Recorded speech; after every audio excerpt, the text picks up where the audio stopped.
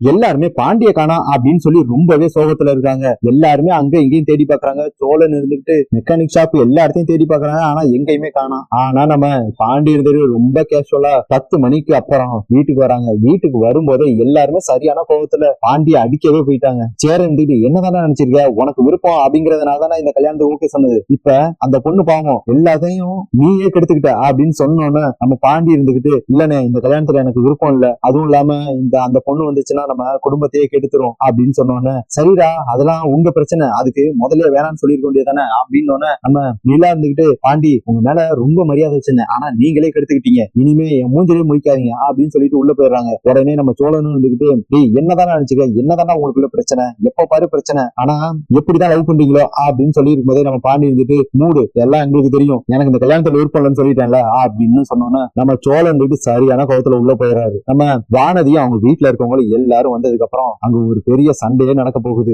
வானதி வந்த உடனே பாண்டிய ஓங்கி அரைஞ்சு பாண்டி ரொம்ப அசிங்கப்படுத்திட்ட, என்ன எங்க வீட்டுல எல்லாரும் எவ்வளவோ திட்டினாங்க, ஆனா அதெல்லாம் மீறி உன்னை கல்யாணம் பண்ணணும்னு நினைச்சேன் பாரு, என்ன செருப்பாடியே அடிக்கணும் அப்படின்னு சொன்னோன்னே நம்ம பாண்டி இருந்துகிட்டு முதல்ல அதை பண்ணு, எனக்கு உன்னை சுத்தமா பிடிக்கல, நீ வந்தா எங்க வீட்டுல இருக்க நிம்மதியே போயிடும் அப்படின்னு நம்ம வானதிக்கு என்ன சொல்றதுன்னே தெரியல. வானதியோட அம்மா இருந்துகிட்டு பாத்தியா இவன் உண்மையான முகம் இதான், இதுக்குதான் நான் அவனை வேணாம் அப்ப இல்லைன்னு படிச்சு சொன்னேன், நீ எங்க கேட்ட அப்படின்னு சொல்லி பயங்கரமா திட்டுறாங்க. வானதியோட அப்பா வந்துட்டு உன்ன கூட நான் ரொம்ப நல்லவன் நினைச்சேன், இப்படி அசிங்கப்படுத்திட்ட அப்படின்னு சொல்லிட்டு வானதியை விறுவிறுன்னு இழுத்துட்டு போயிடுறாங்க. எல்லாரும் போனதுக்கு அப்புறம் நடேசன் இருந்துகிட்டு நீ இப்பதாண்டா ஒரு நல்ல முடிவு எடுத்திருக்க, அவளை மட்டும் வீட்டுக்கு கூட்டிட்டு வந்தேன்னு வச்சுக்க நம்ம வீடு என்ன 2 இருந்திருக்கும், இருக்கிற நிம்மதியும் போயிருந்திருக்கும் அப்படின்னு நம்ம சோழ வந்துட்டு யோ வாய முடியா, அவனே பெரிய துக்கத்துல இருப்பான், நீ அதை பாராட்டி வேற பேசுற அப்படின்னு சொன்னோன்னே நான் சொன்னா எங்களா கேட்க போறீங்க அப்படின்னு சொல்லிட்டு விறுவிறுன்னு வெளியே போயிடாரு. நம்ம நிலா இருந்துகிட்டு ரொம்பவே வருத்தத்துல இருக்காங்க. ஏன்னா பாண்டியோட வாழ்க்கை நல்லா அமைஞ்சதுன்னா நம்ம இந்த வீட்டை விட்டு வெளியே போயிடலாம் அப்படின்னு நினைச்சிட்டு இருக்காங்க. ஆனா இப்போதைக்கு பாண்டியும் கல்யாணம் ஆகாது போல. உடனே நம்ம சேரன் கிட்ட போய் ஆனா நீங்க உடனே சந்தாவை கல்யாணம் பண்ணும் அப்படின்னு சொன்னோன்னே